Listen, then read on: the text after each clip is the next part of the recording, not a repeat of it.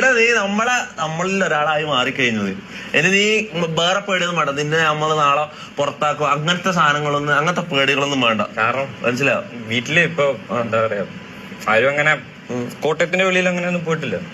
അപ്പൊ എനിക്കെന്തോ ഞാൻ വണ്ടി ഇടിച്ചെന്നപ്പോൾ എനിക്ക് ലാപ്പ് ഞാൻ പറഞ്ഞു എനിക്ക് എഡിറ്റിംഗ് ചെയ്യാൻ താല്പര്യമുണ്ട്. വണ്ടി അടിച്ചു ആക്സിഡന്റ് ആയിരുന്നു. അപ്പൊ എനിക്ക് ഇതിനോട് ഭയങ്കര താല്പര്യം ഉണ്ടായിരുന്നു. ഞാൻ ആദ്യം കാർ എഡിറ്റ് ഒക്കെ ചെയ്തോണ്ടിരുന്നു.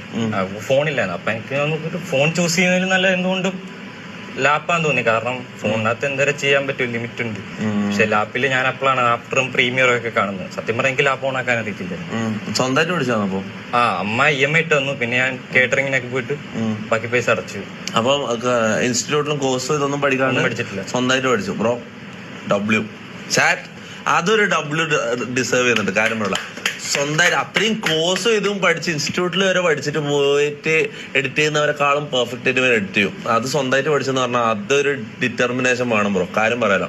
അതും കൂടി കാരണം നീ ഇവിടെ എത്തിപ്പെട്ടതെന്ന് വിചാരിച്ചാൽ മതി. പിന്നെ ഇവിടെ എന്ത് സംഭവിച്ചാലും MRC ആർക്കും എന്ത് പ്രശ്നം വന്നാലും MRC എപ്പം കൂടെ ഉണ്ടാവും. അത് എന്തുണ്ടായാലും. അപ്പൊ നിന്നെ പുറത്താക്കുന്നുള്ള പേടിയൊന്നും നീ വേണ്ട. അൺലെസ് നീ ആരെയും കുത്തിക്കൊന്നിട്ട് വരരുത്. അത് വേറെ കാര്യം. അങ്ങനെയൊന്നും സംഭവിക്കാത്തിടത്തോളം കാലം നമ്മളെപ്പോഴും ഉണ്ടാവും. ഒരിക്കലും നിന്നെ ഇവിടുന്ന് പുറത്താക്കാനോ അല്ലെങ്കിൽ നിനക്ക് ബുദ്ധിമുട്ടാവുന്ന ഒന്നും ഇവിടെ ഉണ്ടാവില്ല. ഓക്കെ, അത് ഞാൻ പ്രോമിസ് ചെയ്യാം. അപ്പൊ വെൽക്കം ടു MRC.